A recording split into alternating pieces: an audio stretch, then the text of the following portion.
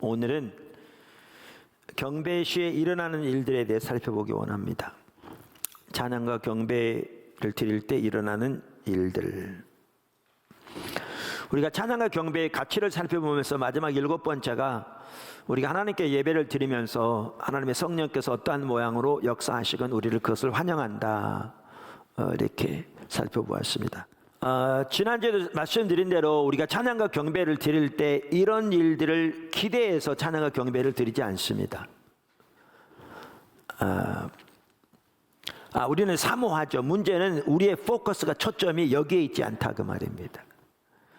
하나님은 우리의 모든 예배를 받으시기 홀로 합당하신 분입니다.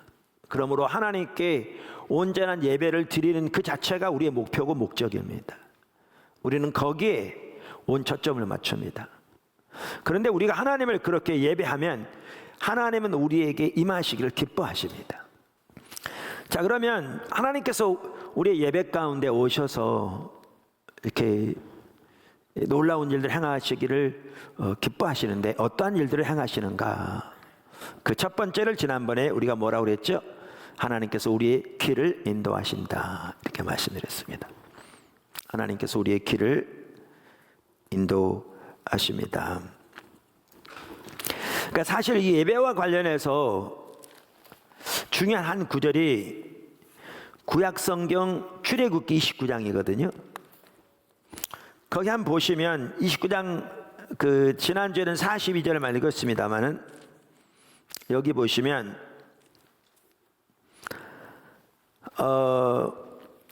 42절부터 한번 보죠.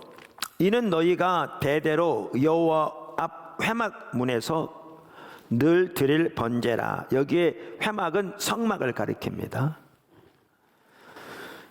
그러니까 그 성막에는 지성소가 있었고요, 거기에 언약궤가 놓여 있었고 그 언약궤 위에 하나님의 영광이 지상적인 임재로 머물러 있었습니다.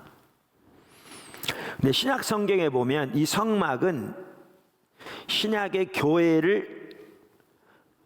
교회에 대한 그림자라, 이렇게 말하고 있죠.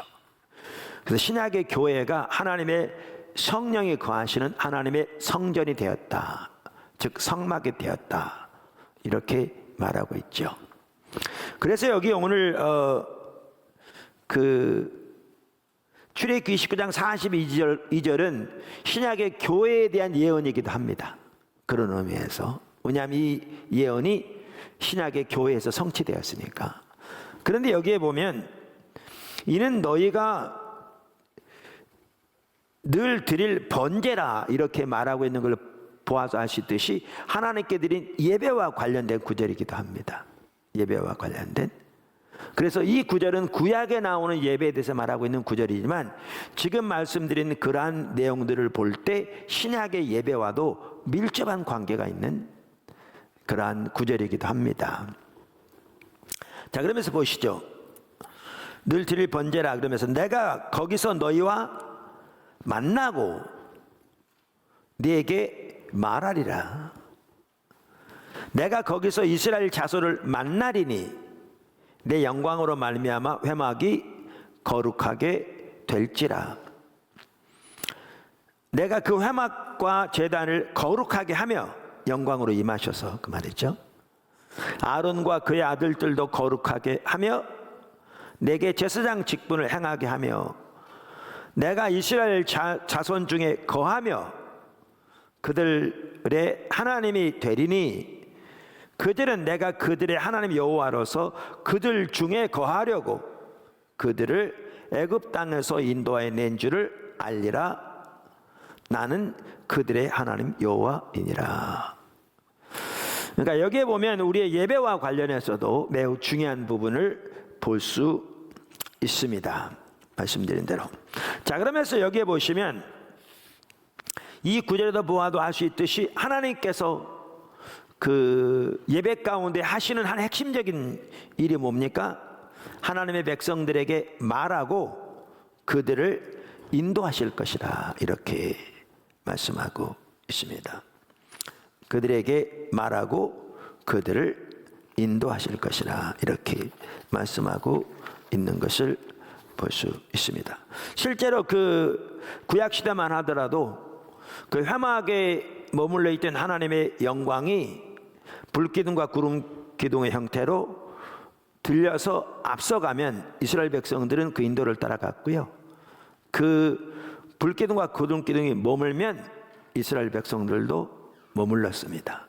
하나님께서 그들의 길을 지도하셨던 것을 볼 수가 있습니다. 여러분, 우리가 살아가다 보면요, 하나님의 인도가 절박하게 필요합니다. 모든 면에서. 안 그런가요? 하나님의 뜻이 최선이거든요. 우리 눈에 보기에, 우리 생각에 보기에 가장 좋은 길도 전혀 최선이 아닐 수 있고, 우리 눈에 보기에는 별것 아닌 것 같은 것도 하나님 보시기에 너무나 중요한 최선일 수도 있고, 우리는 수시로 수많은 결정들을 내려야 합니다. 가정에서, 직장에서, 사업에서, 관계 가운데서 등등등등. 그래서 우리 하나님의 백성들은 하나님의 인도를 따라 살기를 열망합니다. 우리의 신앙 자체가 성령의 인도를 따르는 삶이라고 성경은 명확하게 말하고 있잖아요. 근데 성령께서 우리를 인도하시되 다양한 통로를 통해서 인도하십니다. 그 중에 하나가 말씀을 묵상을 통해서 인도하기도 하고, 기도를 통해서 인도하기도 하고 등등. 그러나 그 주된 통로 중에 하나가 예배입니다. 하나님께 드린 찬양과 경배입니다. 그렇게 나눈 대로 온 마음으로 주님을 예배하고 주님을 찬양하기를 열망할 때, 주님이 주님의 때에 주님의 방법으로 우리들에게 하나님의 뜻과 의중을 알리시면서 우리를 인도해 가십니다. 구약에서부터 하나님의 백성들을 그렇게 하신 것처럼 신약시대는 더욱더 성령의 인도를 따르는 삶이라고 성경은 명확하게 말하고 있습니다. 그래서 예배를 통해서 이러한 하나님과의 여러분과의 살아있는 그 교제가 더 깊어지기를 주님의 이름으로 축원합니다. 할렐루야. 제가 그래서 사실 그렇게 예배를 강조하고 하는 것도, 당연히 예배는 하나님께 올바로 드려져야 합니다. 그런데 그 하나님께 드린 올바른 예배를 통해서 하나님과 여러분과의 그 개인적이고 직접적인 교제와 구체적인 주님의 인도를 따르는 삶이 여러분 삶 속에 더 깊어지기를 원하기 때문인 거죠. 그게 우리 신앙생활이죠. 할렐루야. 두 번째, 가장 흔하게 일어나는 일 중에 하나는 회개입니다. 가장 흔하게 일어나는 일 중에 하나는 회개입니다.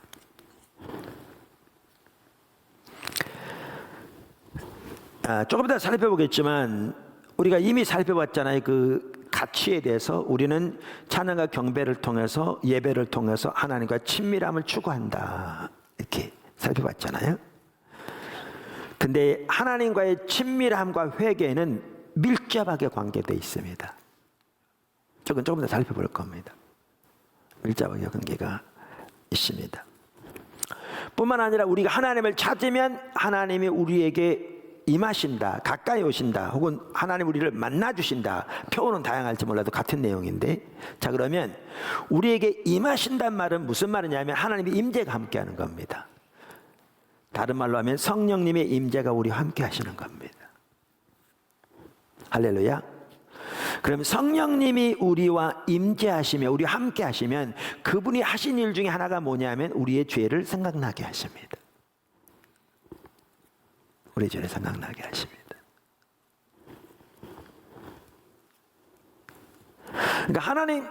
그러니까 우리의 예배 가운데 하나님께서 오셔서 하나님의 뜻과 길과 의중을 깨닫게 하심으로 우리 인도하신다. 똑같은 얘기입니다. 그게 성령님이 하시는 거거든요. 성령님이 우리의 길을 인도하시는 분인데, 우리가 그렇게 하나님을 예배할 때 하나님의 성령께서 우리 가운데 임재하셔서 그분이 택하시는 때에 그분이 택하신 방법으로 우리에게 하나님의 뜻과 의중을 보이심으로 우리의 길을 인도하시는 거죠. 할렐루야. 회개도 마찬가지입니다. 회개도 마찬가지입니다. 그러니까 성령님이 우리 가운데 하시는 일 중에 하나가 우리의 죄를 생각나게 하는 거잖아요. 깨닫게 하시는 거잖아요. 그래서 요한복음 16장 7절에서 8절 이렇게 말하죠. 요한복음 16장 7절에서 8절. 그러하나 내가 너희에게 실상을 말하노니 내가 떠나가는 것이 너희에게 유익이라. 내가 떠나가지 아니하면 보혜사가 너희에게로 오시지 아니할 것이요. 가면, 예수님께서 하신 말씀이죠. 제자들에게 돌아가시 바로 전날 밤에 가면 내가 그를, 보혜사, 여기 성령을 가리킵니다, 너희에게로 보내리니 그가 와서 죄에 대하여 의에 대하여 심판에 대하여 세상을 책망하리라. 죄를 깨닫게 하실 거라, 그 말이죠. 책망하실 거라. 우리는 이사야의 삶에서도 이걸 잘 볼 수 있습니다. 이사야의 삶에서도. 이사야서 6장 1절에서 5절. 이사야는 선지자인 동시에 제사장이었습니다. 그래서 하루는 하나님의 성전에 제사를 드리러 들어갔습니다. 그때 갑자기 하나님께 제사를 드리다가 그 하나님께서 그의 눈을 열어 하나님의 영광을 보게 하셨습니다. 마음을 열어 보게 하신 거죠. 6장 1절. 우시야 왕이 죽던 해에 내가 본즉 주께서 높이 들린 보좌에 앉으셨는데 그의 옷자락은 성전에 가득하였고 스랍들이 모시고 섰는데 각기 6날개가 있어 그 둘로는 자기의 얼굴을 가리었고 그 둘로는 자기의 발을 가리었고 그 둘로는 날며 서로 불러 이르되 거룩하다 거룩하다 거룩하다 만군의 여호와여 그의 영광이 온 땅에 충만하도다 하더라. 이같이 화답하는 자의 소리로 말미암아 문지방의 터가 요동하며 성전의 연기가 충만한지라. 그때 내가 말하되 화로다 나여 망하게 되었도다. 나의 입술이 부정한 사람이요 나의 입술이 부정한 백성 중에 거주하면서 만군의 여호와이신 왕을 배웠음이라 하였더라. 그러니까 하나님께 예배를 드리는 중에 갑자기 하나님께서 그의 마음을 열어 하나님의 영광을 보게 하신 겁니다. 하나님 주변에 스랍들이 날며 그분의 거룩하심을 찬양하는 그 소리로 인하여 땅이 흔들리며 어떤 환상을 보게 하신 거죠. 그 거룩한 영광을 보게 하신 겁니다. 그랬더니 곧바로 뭐라고 외칩니까? 회개합니다. 입술이 부정한 자로서 입술이 부정한 사람들 중에 살면서 하나님의 영광을 본 그 자신의 죄를 깨닫고 회개하는 거죠. 회개하는 거죠. 제가 가끔 얘기 나누는데 그 오래전 얘기입니다마는 교회가 분당했을 때 한 번은 제가 철학기도 때인가 인도하면서인가 주의 아름다움은 말로다 형언할 수 없고 그 찬양을 이렇게 드리는데 갑자기 예수님이 아름다우신 분이라는 것이 선명히 깨달아지더라고요. 다시 말하면 그분의 거룩함, 그분의 성품의 아름다움을 말하는 거잖아요. 그러면서 순식간에 마치 플래시 라이트 반짝한 것처럼 카메라 그 딱 깨달아지면서 이렇게 순식간에 어떤 그 눈에 보이는 빛은 아닌데 그 영광의 빛 앞에 내 모습이 비춰지는데 세포 하나하나에 부정한 생각이 가득한 내 모습이 보이더라고요. 그래서 그 다음 바로 찬양 드렸던 게 정결한 마음 주시옵소서 오 주여 정직한 영을 새롭게 하소서. 나를 주님 앞에서 멀리하지 마시고 주의 성령을 거두지 마옵소서.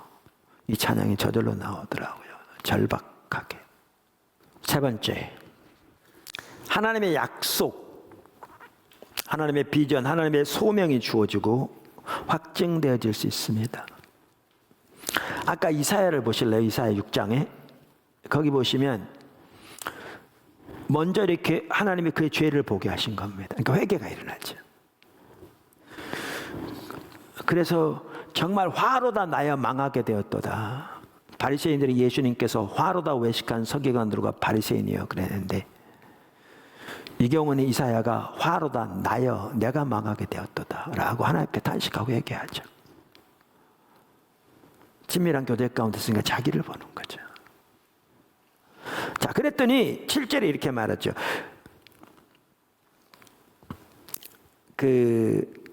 이제 거기에 보면 아까 뭐죠? 6절에 보면 이렇게 나오잖아요. 이사야서 6장 6절에 보면 제가 6절을 빼먹었군요. 하나님께서 천사를 통해서 거기 성전에서 타는 숯불을 가져다가 입술에 댑니다. 7절에 그것을 내 입술에 대며 이르되 보라 이것이 내 입에 닿았으니 내 악이 제하여졌고 내 죄가 사해졌느니라 하더라. 그러니까 하나님께서 하나님의 불로 그를 정결케 하시 깨끗게 하신 것을 상징적으로 보여준 겁니다. 회개하는 그에게. 근데 그 다음 보십시오. 이렇게 말합니다. 8절. 내가 또 주의 목소리를 들으니 주께서 이르시되 내가 누구를 보내며 누가 우리를 위하여 갈고. 여러분 이게 뭔 줄 아십니까? 그때 어느 시대입니까? 이스라엘 백성들이 하나님과 바알을 양다리에 걸치고 섬기는 시대 아닙니까? 그래서 우리가 이사야서 1장을 보아도 알 수 있듯이 많은 종교적인 의식은 있었을지 모르지만 삶은 철저하게 하나님의 법을 버리고 우상 숭배하는, 그래서 하나님의 관점에서는 하나님을 버린, 그 종교적인 의식이 나름대로 많다 보니까 하나님을 버렸다는 사실도 알지 못한 율법주의, 기복주의랑 인본주의만 하늘을 찌르는 그 시대를 바라보시는 하나님의 탄식을 들은 거죠. 하나님의 마음을. 그리고 하나님을 대변하여 백성들의 앞에 보낼 자를 찾고 계시는 하나님의 마음을 보이신 거죠. 이 한마디 속에는 우리가 그냥 읽는 거와 그날 그 하나님의 음성을 듣는 이사야가 느낀 느낌은 완전히 달랐을 겁니다. 그건 완전히 다를 겁니다. 그 시대를 보신 하나님의 마음, 그 시대에 하나님의 마음을 대변하기 원하는 하나님의 그 열정, 그런 자를 찾고 계신 하나님의 마음을 보게 된 거죠. 그랬더니 이사야가 뭐라고 말합니까? 제가 여기 있사오니 저를 보내시옵소서. 소명을 발견하죠. 물론 그 전부터는 섬겼습니다. 선지자로. 근데 하나님의 마음을 더 깊이 깨닫죠. 그러니까 나중에 사실은 이사야에게 벌거벗고 다니라고 그러거든요. 이사야는 이스라엘 백성 하나님 버렸다고, 우리 사람이 심판이 올 거라고 그러니까 다 싫어했죠. 그런데 그러한 이사야가 벌거벗고 다니니까 뭐라고 그랬겠어요? 드디어 미쳤구나. 그러니까 저렇게 외치겠지. 그렇게 말했겠죠. 그걸 뻔히 알면서도 이사야가 하나님께 순종할 수 있었던 것은, 저는 이사야는 이 하나님의 마음을 보았습니다. 하나님의 영광을 보았습니다. 하나님의 의중을 알았죠. 사람의 평가가 그에게 소중하지 않은. 그러니까 오늘날도 이런 걸 흉내내가지고 뭐 이상한 짓을 하는 사람들이 있는데 그걸 말하는 건 아니고요. 예배를 통해서 하나님의 의중이 보여지죠. 그 시대를 바라본 하나님의 안목이 보여지고, 여기 이제 중보기도의 영이 부어지기다. 하나님을 떠난 하나님의 백성들의 모습이 보여지는 거죠. 그 시대를 바라보신 하나님의 그 마음, 그리고 그들을 하나님께로 돌이키기 원하신 하나님의 열망, 그리고 그 하나님을 대변할 자를 찾고 계시는 하나님의 안타까운 열망을 보게 되지요. 이런 일들이 예배 시간에 일어납니다. 많이 일어납니다. 많이 일어납니다. 그러니까 반복적으로 나눕니다만은 어떨 때는 여러분들이 듣기에 좀 지겨울 만큼, 자, 이 이사야와 바리새인들 대조해 보라 그 말이에요. 이사야와 바리새인들을 대조해 보라. 바리새인들에겐 종교적인 의식이 누구보다 뛰어났잖아요. 우리 잘 아는 대로. 나름대로 열심히 누구보다 뛰어나게 또 성경대로 했죠. 뿐만 아니라 그들은 성경적인 지식이 누구보다 뛰어났죠.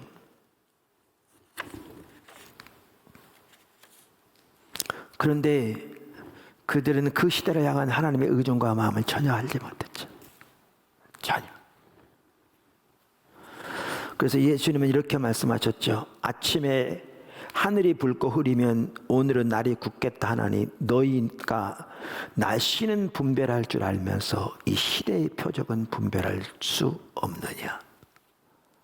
하나님은 그 시대에 어떤 일을 하고 계신지, 하나님의 관점에서 그 시대가 처한 영적인 상태가 어떤 상태인지, 그 시대를 어떻게 돌이키기를 하나님이 지금 열망하고 계신지, 그리고 그렇게 하나님의 마음을 대변할 자들을 찾고 계시는 하나님의 안타까운 마음은 어떤지, 지금 이사야가 경험한 건 정반대잖아요. 전혀 못 보잖아요. 근데 본인들은 자기들이 못 본다는 사실도 깨닫지 못하는 거죠. 자기가 하늘에 닿아서 자기들보다 더 잘하고 있던 사람이 누가 있느냐고 자부하고 있는 거죠. 근데 왜 그랬습니까?